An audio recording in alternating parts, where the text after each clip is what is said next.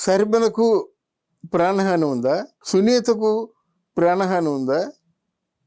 అయితే ఇద్దరికీ ప్రాణహాని ఉందా? ఇదే అటు విషయం వైరల్ అవుతుందన్నమాట.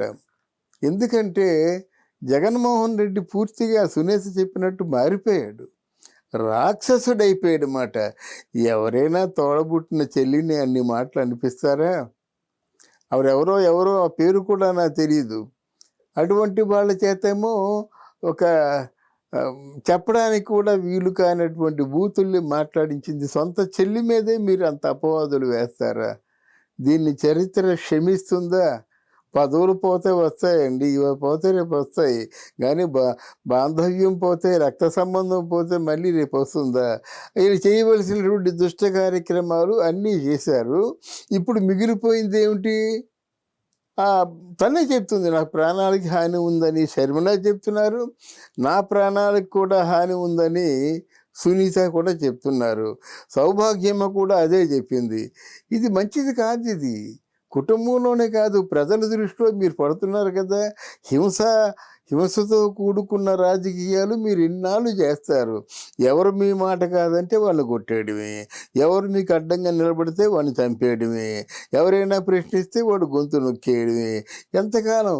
రేపు వచ్చే రాజకీయాల్లో కూడా మీ వింత పోకళ్ళు అందరికీ తెలిసిపోతున్నాయి.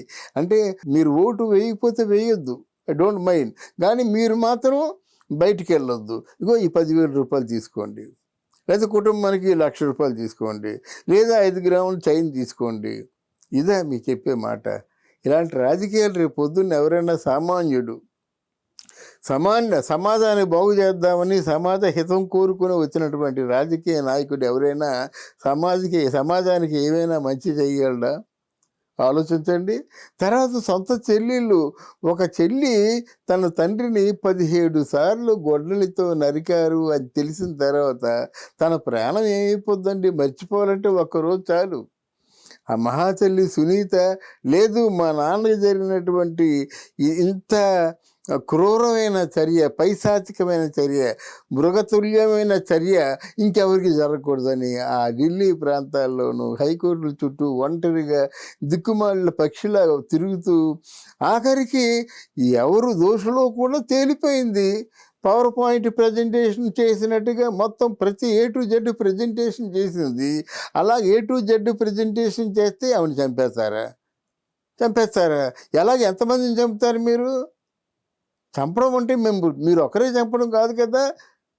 ఇప్పుడు కత్తితో ఎవరైతే పూర్తిగా పోరాడుతూ కత్తితో ఎవరైతే స్వైర విహారం చేశారో వాడు కత్తితోనే పోతాడనేది నానుడి.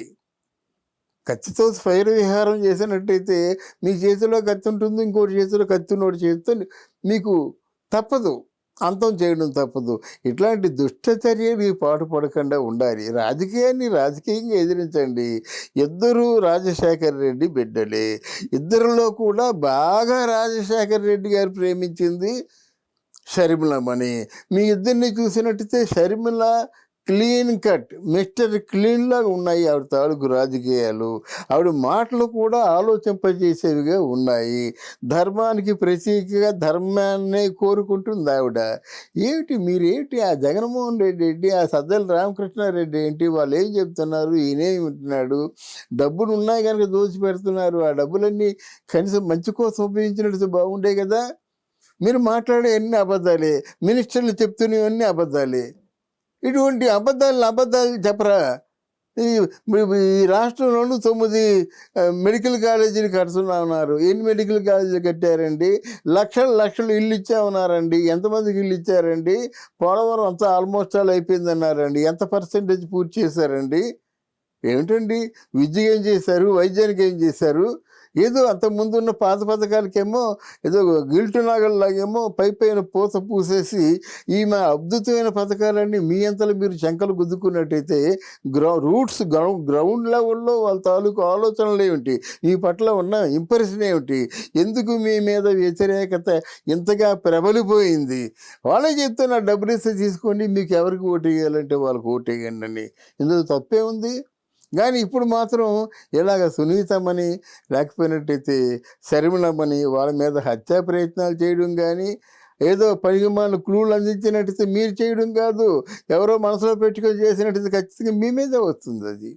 ఎవరో మనసులో పెట్టుకున్నారు, ఏ పాత కక్షలతో ఎవరో ఏదో చేశారనుకోండి, వాళ్ళిద్దరిని హతమార్చినట్టయితే ఇంటి ఆడబిడ్డలు, వాళ్ళది పేరంటాళ్ళు మాట. అట్లాంటి వాళ్ళని హతమార్చినట్టయితే అది మీ వంశానికి మంచిదా? తరతరాలకి మంచిదా? శాపగ్రస్తులు అయిపోరు.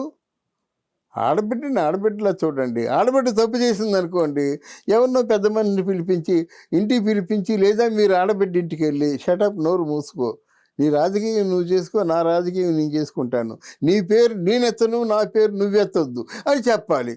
అంతేగాని అరే పచ్చిగా మాట్లాడడం ఆడబిడ్డని, తర్వాత మీ రక్తం పంచి పుట్టిన అంటే చెల్లిని అంత పచ్చిగా మాట్లాడిస్తారా? తలా తోక లేని వాళ్ళ చేత మాట్లాడిస్తున్నారు, బుద్ధి జ్ఞానం లేని వాళ్ళ చేత మాట్లాడిస్తున్నారు, వీధి రౌడీల చేత, గూండాల చేత మాట్లాడిస్తున్నారు. ఇది మంచిది కాదు జగన్మోహన్ రెడ్డి గారు. ఎవరైనా మనసున్న వాళ్ళైతే చెప్పడం మంచిది మాట. అంతేగాని ఈ రక్తం పంచుకు పుట్టిన ఇద్దరు చెల్లెళ్ళని మీరు హక్కుని చేర్చుకోవాలి, ఆదరించాలి. తర్వాత ఏమో చెల్లిని అన్నయ్య ఆదరించకపోతే ఎవరు ఆదరిస్తారు? అది లేకుండా వాళ్ళు ఉండడానికి వీల్లేదు, నా కళ్ళ ముందు కనిపించడానికి వీల్లేదంటే ఈరోజు వాళ్ళిద్దరూ కనిపించకుండా ఉంటారు, రేపొద్దున మీరు మాత్రం కనిపిస్తారా? ఎవరు మాత్రం కనిపిస్తారు? ఎవరు కనిపించరు. ఎవరి టైం వస్తే వారు పోతారు. కనుక ఇక ముందైనా కొంచెం బుద్ధి తెచ్చుకుంటే మంచిది. Thank you.